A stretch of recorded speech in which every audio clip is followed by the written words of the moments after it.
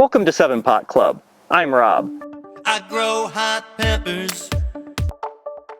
Hard to believe it's week 17 of outdoor hot pepper gardening here in Minnesota. We're enjoying a return to 80-degree temperatures after experiencing cooler weather for several days. As the season nears its inevitable end, we're still getting good harvests. In this episode, we'll survey the front yard to see how the plants are doing and do our last of the season check-in on the plants we topped to see how they compare to their unpruned companions. Let's get started. Before we go any further, please indulge a final update on the Minnesota State Fair hot pepper competition.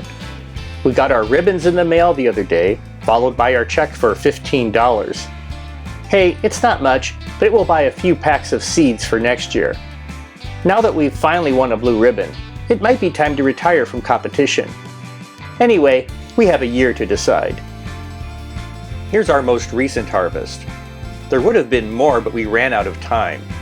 We had to pack up a lot of them to take to our neighborhood farmers market where we barter for other fresh fruits and veggies. The Carolina Reapers are really starting to ripen in quantity. Time for our late season garden tour.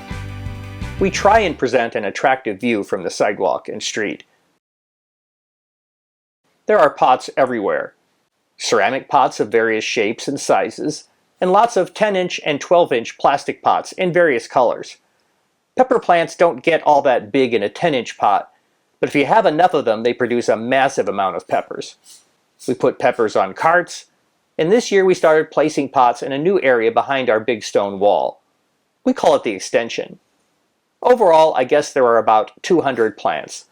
We probably lost about a dozen over the season for one reason or another. There are even a few stragglers in the driveway by our back door. We are regularly visited by many welcome garden visitors, including bees, hummingbirds, and butterflies. In our beds, we definitely should have spaced the plants farther apart. It's like a jungle in there, and if you pull back a branch, you're quite likely to find previously undiscovered ripe pods. Leaves on many of the plants have taken on the characteristic yellow tinge that signals the end of the season. Some plants are looking pretty tired as they put all the remaining energy into ripening their fruit. I ventured out this morning and shot some close-ups. I hope you'll enjoy. Germination, transplantation, fertilizer, and hydration. Now welcome to the ripening. Welcome to the ripening. Now, topping update. Back in April, we started the process of pruning off the tops of some of our plants in an attempt to make them grow more branches and thus produce more peppers. Today, we'll check out some results. My music studio computer is getting its solid-state drive exchanged this week, and I can't record new music, but here's an unplugged version of Cut Off the Tops. We're gonna cut off the tops of the pepper plants. Cut off the tops of the pepper plants.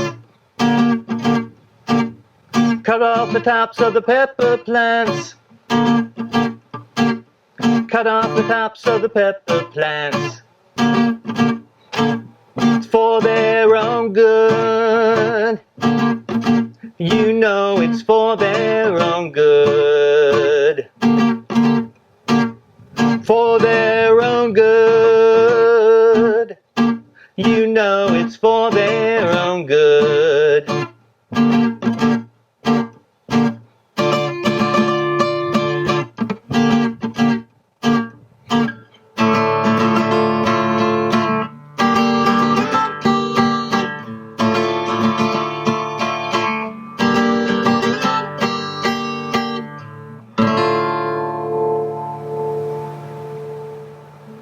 This HP22B Carolina Reaper was topped back in May.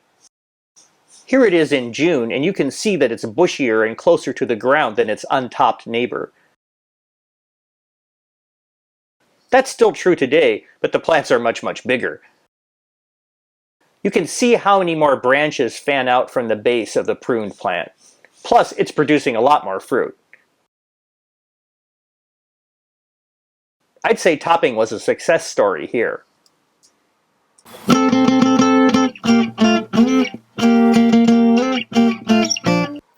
This Wank's Yellow Hots was one of the first plants we topped back in April. Here it is in June. It's not only bushier than its control plant, but it's also noticeably bigger and taller. Today, this plant is a monster.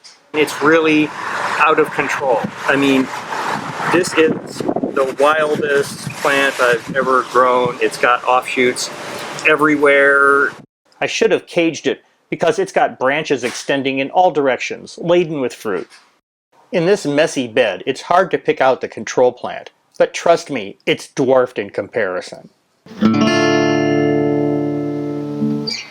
Here's a chocolate reaper, another plant that received an early haircut. Here it is with its control plant, back in June. Seen today, the results are not as dramatic as the others, but it does have the same characteristics of more branches and fruit. That's all I have time to show you in this episode.